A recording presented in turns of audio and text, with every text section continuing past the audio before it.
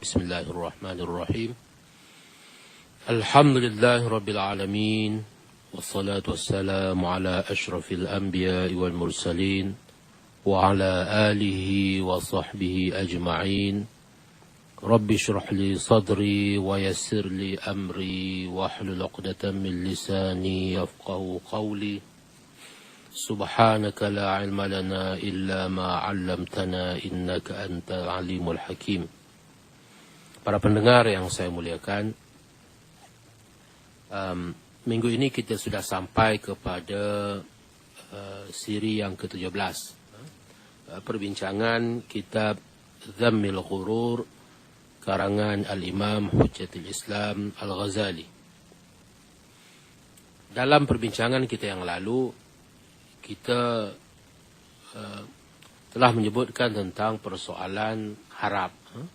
Tentang persoalan harap, di mana sebahagian daripada manusia telah terpedaya disebabkan oleh harapan palsu ini.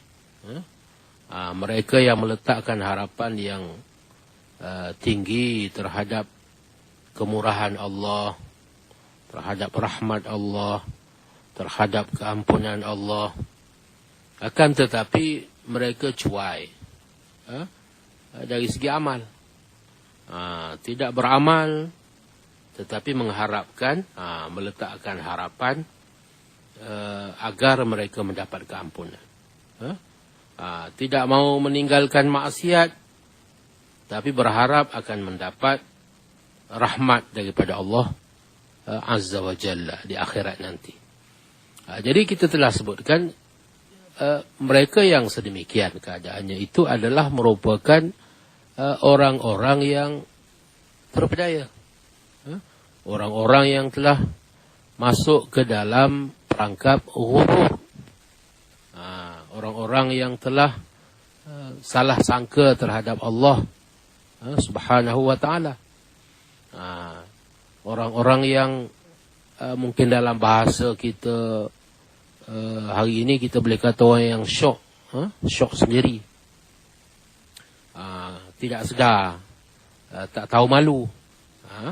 Orang yang tak tahu malu, tidak ada amal tapi mengharapkan balasan baik. Amalan baik tidak ada, tetapi mengharapkan balasan baik. Yang ini adalah merupakan ghurur. Yang ini adalah merupakan tipu daya syaitan. Baik. Allah Azza wa Jalla telah berfirman dalam Al-Quran, وَسَوْفَ يَعْلَمُونَ حِينَ يَرَوْنَ الْعَذَابِ مَنْ أَضَلُّ سَبِيلًا. Dan mereka akan mengetahui kelak ketika mereka melihat azab seksa, siapakah yang sebenar-benarnya sesat jalannya. Dan firmannya lagi, وَلَتَعْلَمُنَّ نَبَأَهُ بَعْدَ حِينٍ. Dan demi sesungguhnya kamu akan mengetahui kebenaran perkara-perkara yang diterangkannya tidak lama lagi. Jadi pada masa itu, yakni pada masa perkhabaran yang dinyatakan sebelum ini menjadi jelas di hadapan mata. Mereka akan berkata di hadapan Allah tentang perihal keadaan mereka. Kata mereka, Rabbana absarna wa sami'na farji'na na'mal salihan inna muqinun. Wahai Tuhan kami telah melihat dan kami telah mendengar dengan sejelas-jelasnya akan segala yang kami engkari dahulu. Maka kembalikanlah kami ke dunia, supaya kami mengerjakan amal-amal yang baik. Sesungguhnya kami sekarang telah yakin. Ini dalam surah As-Sajadah. Dalam surah As-Sajadah. Yang biasa dibaca oleh imam-imam pada setiap subuh hari Jumaat. Jadi apabila sudah melihat apa yang disediakan, balasan yang disediakan oleh Allah Subhanahu wa taala dalam neraka, pada masa itu barulah yakin. Pada masa itulah barulah yakin bahawasanya amalan itu ada balasannya. Amalan baik itu. Begitu juga dengan amalan jahat. Ada balasannya di akhirat nanti. Jadi pada masa itu dia kata, kami sekarang telah yakin, maka minta tolong ya Allah, kembalikanlah kami ke dunia. Dan kalau engkau kembalikan kami ke dunia, kami berjanji akan buat amal soleh. Masa tu dah berjanji nak buat amal soleh ni. Farji'na na'mal salihan. Kembalikanlah kami supaya kami boleh buat amal soleh. Ini adalah merupakan dialog yang bakal berlaku di akhirat nanti. Di antara penghuni neraka dengan Allah Azza wa Jalla. Permintaan mereka kepada Allah Azza wa Jalla. Pada masa itu baru mereka menyadari kepentingan amal. Dalam dunia ini mereka hidup dalam angan-angan.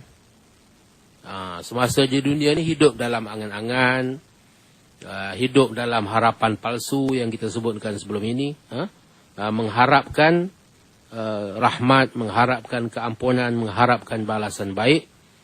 Tanpa mahu bersusah payah melakukan amal. Jadi kita sebutkan ini adalah merupakan ghurur. Ini adalah merupakan tipu daya. Jadi Imam Al-Ghazali rahimahullah menyambung. Kata beliau, dalam menghuraikan ayat yang saya bacakan tadi.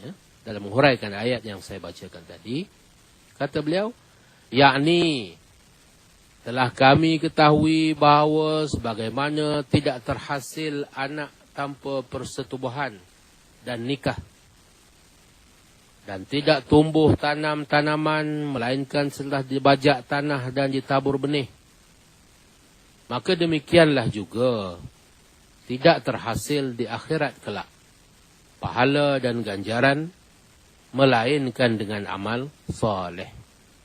Jadi kita dah tengok di dunia ini bagaimana sunnatullah. Nak dapat anak, dia kena ada proses-proses yang mesti dilalui. Yang membolehkan seorang tu dapat anak. Nak dapatkan hasil tanam-tanaman, anak kena melalui usaha-usaha yang tertentu yang mesti dibuat. Baru boleh dapat hasil. Kita tak boleh mengharapkan segala-galanya itu berlaku dengan sendiri. Maka demikian juga di akhirat kelak. Tidak terhasil pahala dan ganjaran melainkan dengan amal soleh. Begitu.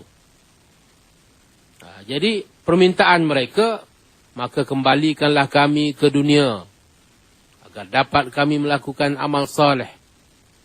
Kerana sesungguhnya telah kami ketahui sekarang kebenaran kata-katamu dalam firman Allah yang lain, wa allaysa lil insani illa ma sa'a wa anna sa'yahu sawfa yura, dan bahawa sesungguhnya tidak ada balasan bagi seseorang melainkan balasan apa yang telah diusahakannya. Ini jelas.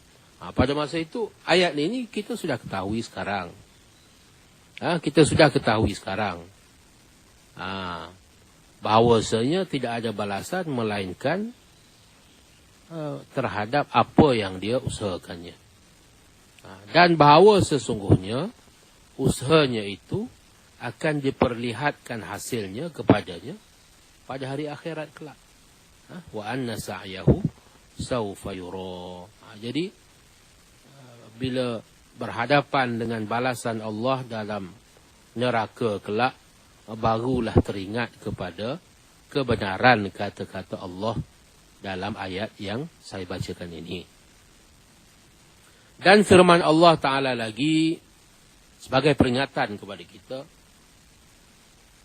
kullama ulqiya fiha faujun sa'alahum khazanatuha alam ya'tikum nadhir qalu bala qad ja'ana nadhir.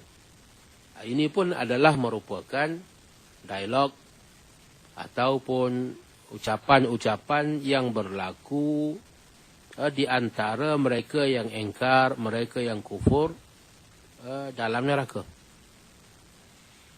Tiap-tiap kali dicampakkan ke dalamnya sekumpulan besar dari orang-orang yang kafir.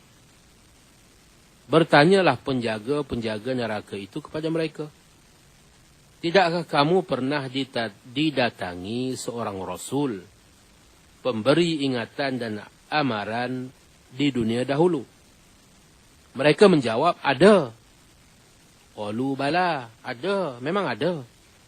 Sebenarnya telah datang kepada kami seorang rasul, pemberi ingatan dan amaran. Jadi rasul sudah datang, rasul sudah memberikan amaran tentang perkara-perkara itu. Kerana Allah Subhanahu wa taala itu Maha Adil. Allah Subhanahu wa taala tidak akan menghukum, tidak akan menjatuhkan suatu hukuman kepada sesuatu kaum, melainkan setelah diberikan peringatan yang cukup. Wa ma kunna mu'adzibina hatta nab'atha rasula. Kami tidak menjatuhkan azab, menurunkan azab kepada sesuatu kaum, melainkan setelah kami utuskan kepada mereka seorang rasul. Jadi tugas rasul ini basyiran wa nadhira, memberi khabar baik, beri khabar baik kepada yang nak dengar khabar baik lah. Siapa yang buat amal baik, maka ini balasannya, balasan baik. Siapa yang buat amalan yang jahat, nadhir, maka diberi amaran. Kalau buat jahat dan tidak bertaubat daripada kejahatan itu, maka ini balasannya. Ini amaran daripada Allah melalui para rasul. Baik. Kemudian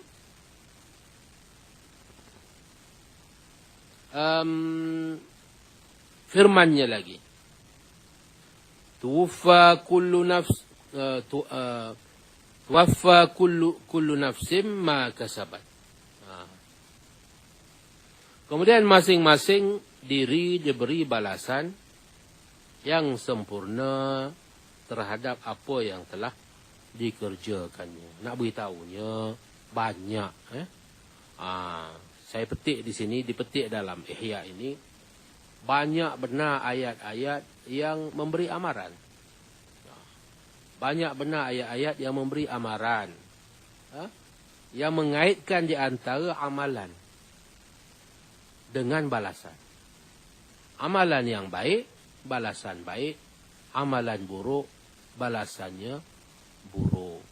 Jadi barang siapa yang mencuaikan amaran ini, barang siapa yang memandang enteng terhadap amaran ini, maka inilah punca yang menyebabkan dia jadi ghurur. Kerana yang menyebabkan dia memandang enteng itu mungkin kerana angan-angannya itu. Mungkin kerana sangkaannya itu. Sangkaannya sempat lagi masa. Sangkaannya Allah Ta'ala itu tak berkira lah. Allah Ta'ala itu kan Maha Pengampun. Jadi mungkin diampunkan. Jadi orang-orang yang hidupnya berdasarkan kepada angan-angan. Jadi orang yang hidupnya berdasarkan kepada angan-angan, tidak ada rasa takut, tidak ada rasa risau, tidak ada rasa kebimbangan untuk mempertingkatkan amalan. Tidak ada rasa kebimbangan untuk bertaubat terhadap segala dosa-dosa yang telah dilakukannya itu. Kemudian firman Allah Subhanahu wa taala dalam ayat yang lain. Kullu nafsin bima kasabat rahina. Tiap-tiap diri terikat tidak terlepas daripada balasan buruk bagi amal jahat yang dikerjakannya. Bima kasabat. Kullu nafsin bima kasabat. Setiap diri terikat dengan apa yang telah dia buat, yang dia telah usahakan. Terikat. Dia tak boleh lari, dia tak boleh terlepas.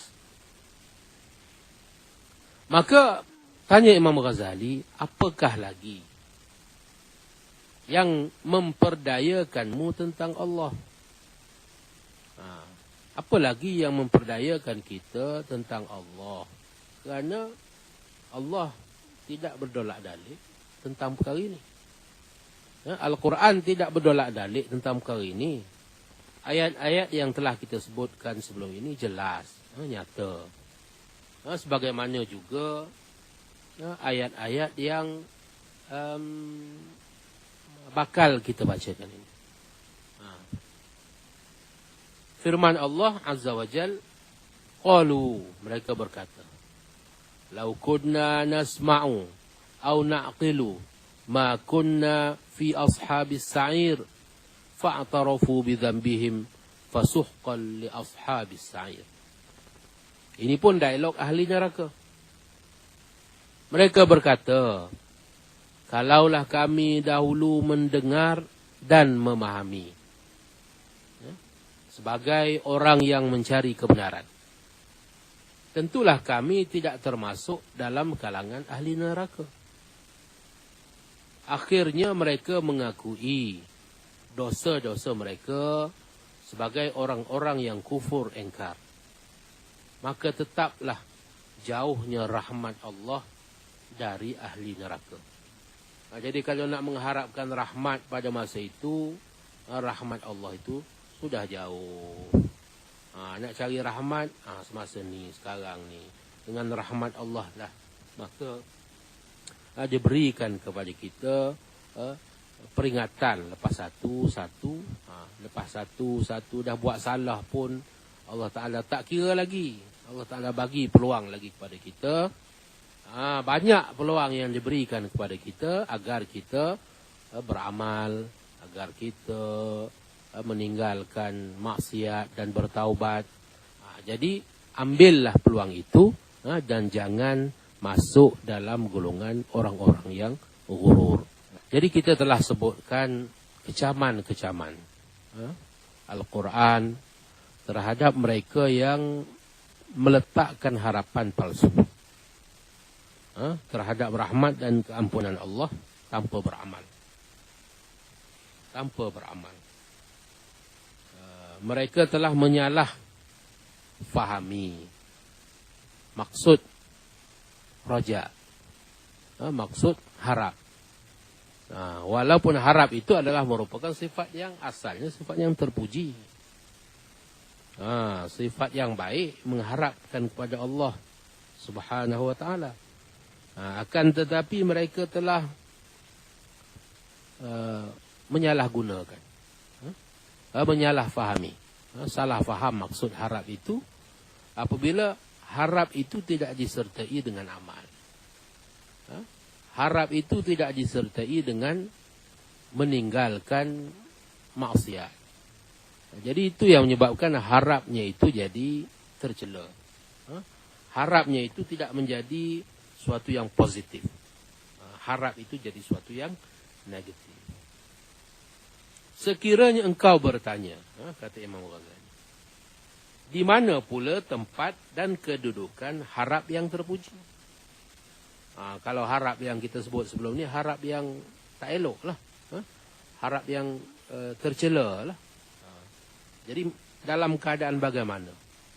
Harap itu merupakan suatu sifat yang terpuji. Sifat yang baik. Jawab Imam Ghazali, maka ketahuilah bahawasanya ia terpuji pada dua tempat. Pertama, kepada seorang yang sangat derhaka, yang datang kepadanya perasaan ingin bertaubat. Lalu syaitan berkata kepadanya, bagaimana mungkin taubatmu diterima? Lalu memutuskan harapannya terhadap rahmat Allah Ta'ala. Dalam keadaan begini, wajib baginya menolak putus asa itu dengan harapan.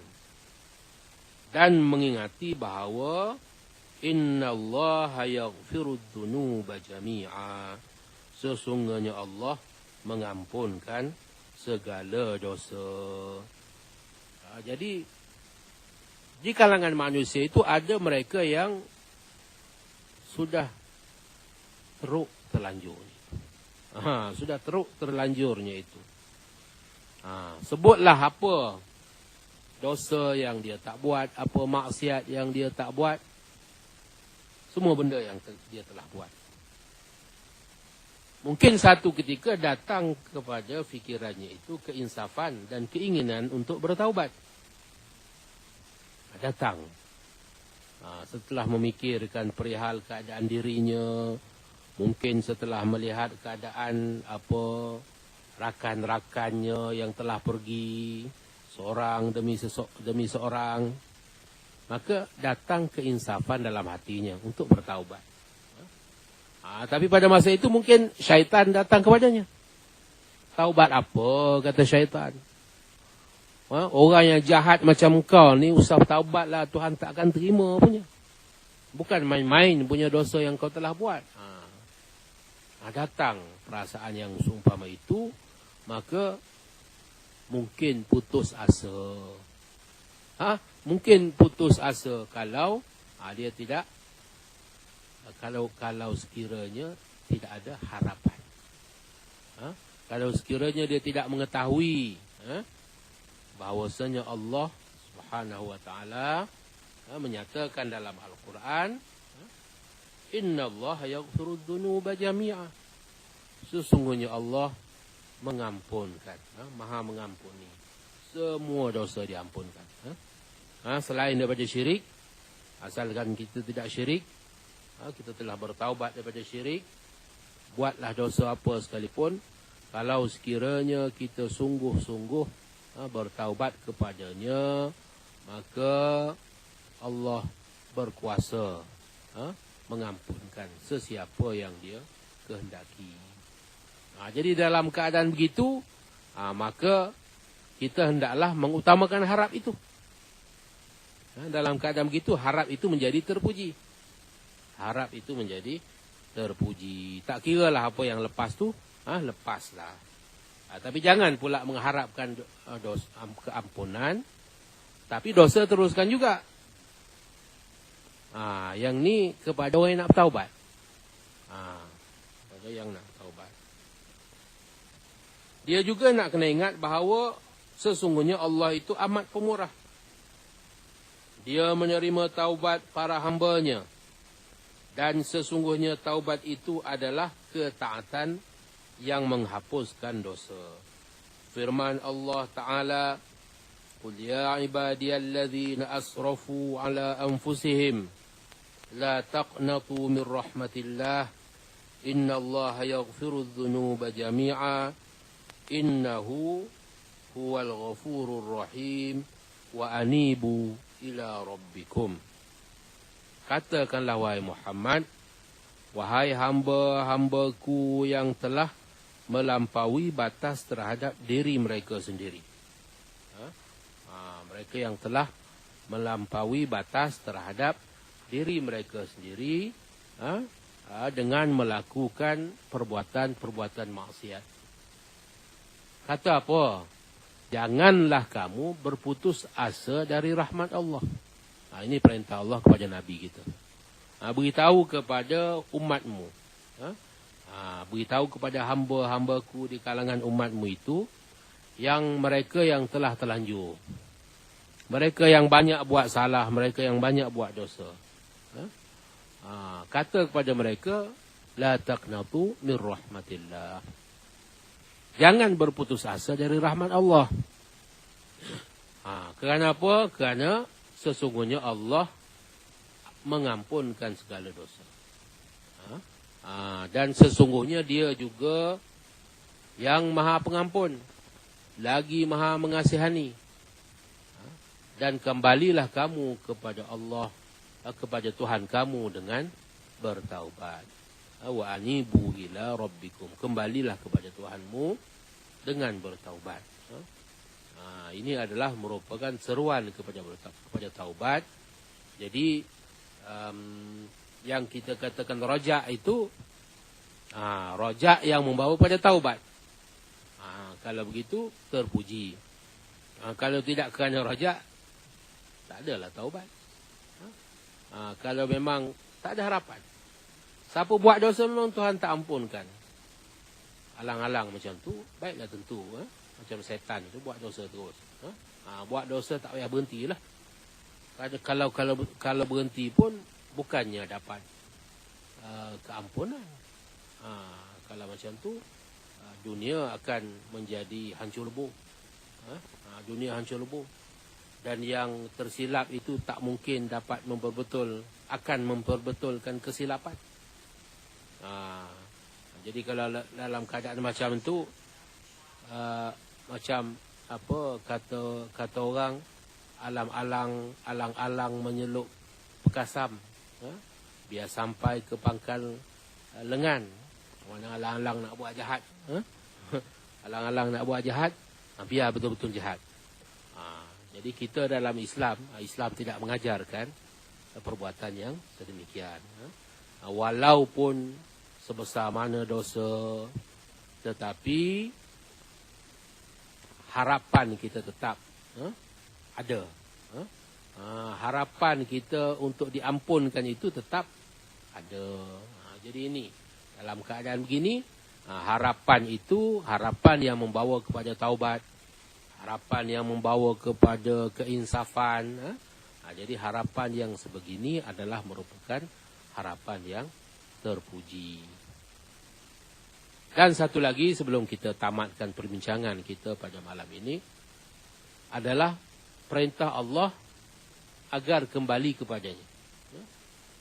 Dengan katanya, wa inni laghaffarul liman taba wa amana wa amila salihah thumma ihtada. Dan sesungguhnya aku yang amat memberi ampun kepada orang-orang yang bertaubat serta beriman dan beramal saleh. Kemudian dia tetap teguh menurut petunjuk yang diberikan kepadanya. Jadi ini pun janji Allah Ta'ala juga. Dia berjanji menghukum siapa yang buat maksiat. Dia berjanji memberikan syurga kepada mereka yang taat. Dia berjanji. Dia juga berjanji mengampunkan. Kerana taubat itu sendiri, disebutkan sebelum ini, adalah merupakan suatu bentuk ketaatan. Sesiapa pun daripada kalangan anak Adam itu khata', kata dalam satu hadis. Siapa-siapa pun mesti buat maksiat, mesti buat salah punya, buat maksiat. Besar kecil bentuk dia tu, bergantunglah. Bergantunglah keadaannya itu masing-masing. Tapi wa khairul khatta'in at-tawwabun.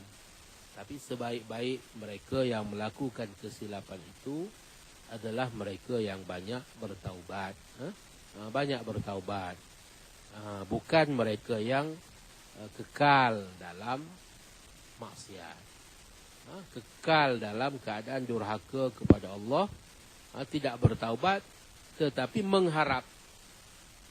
Taubatnya tidak, berhenti daripada dosanya tidak, tetapi mengharap. Kita tengok di sini apa syarat yang diberikan oleh Allah. Wa inni laghaffarun. Sesungguhnya aku ni Maha Pengampun. Kepada siapa? Liman taba, kepada orang-orang yang bertaubat. Wa amana, kemudian serta beriman. Bertaubat serta beriman. Bertaubat tapi masih lagi kufur, tak sah bertaubat lah. Kerana yang paling besar, dosa yang paling besar tu kufur tu tak diampunkan. Bertaubat dan beriman. Wa amila salih. Bukan cukup dengan sekadar bertaubat. Yang lepas tu lepaslah terhadap dosa yang lepas. Tetapi nak kena ikuti dengan amal yang soleh. Ikuti dengan amal yang soleh. Mudah-mudahan amal yang soleh itu akan menghapuskan dosa-dosa yang lalu. Summah tada, kemudian mengikut petunjuk. Summah tada, segala petunjuk yang diberi, ikut segala petunjuk yang diajarkan oleh Rasul kepada kita. Jadi ini adalah merupakan syarat kepada taubat, yang merupakan asasnya adalah kerana harap tadilah. Harap yang terpuji, harap yang terpuji. InsyaAllah kita sambung, kita akan sambung apa lagi bentuk harap yang terpuji ni. Ini baru yang pertama. Yang pertama, harap yang terpuji itu harap yang membawa kepada taubat. InsyaAllah kita sambung perbincangan kita pada minggu hadapan.